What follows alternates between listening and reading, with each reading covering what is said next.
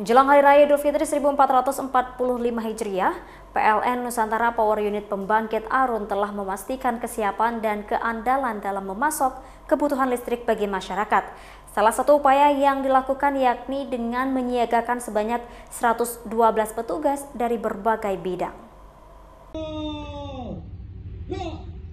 PLN Nusantara Power Unit Pembangkit Arun memastikan kesiapan dan keandalan dalam memasok kebutuhan listrik bagi masyarakat saat menghadapi Hari Raya Idul Fitri 1445 Hijriah. Manajer unit PLN Nusantara Power Unit Pembangkit Arun, Kornel Bram Rahadi, mengatakan pihaknya juga telah mengikuti apel kesiagaan Idul Fitri secara serentak untuk memastikan kesiapan pasokan listrik, serta untuk meningkatkan kekompakan dan koordinasi antara unit-unit PLN di seluruh Indonesia. Salah satu upaya yang dilakukan yakni dengan menyiagakan sebanyak 112 personil yang bekerja secara bergantian di bidang masing-masing, yang nantinya siap bertugas selama 24 jam selama masa siaga Ramadan dan Idul Fitri.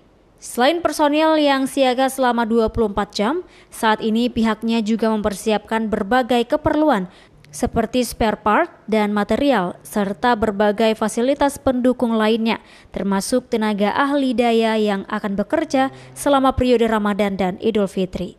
Jadi dengan adanya apel dan koordinasi ini harapannya nanti bisa terjamin pasokan listrik untuk masyarakat dalam rangka merayakan Idul Fitri.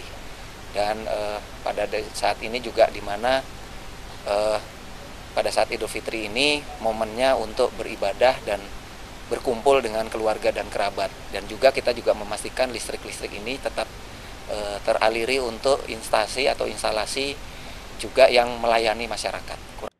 PT PLN Nusantara Power Unit Pembangkit Arun meminta dukungan kepada masyarakat dan stakeholder terkait agar bisa melayani kelistrikan di masa periode Ramadan dan Idul Fitri 1445 Hijriah.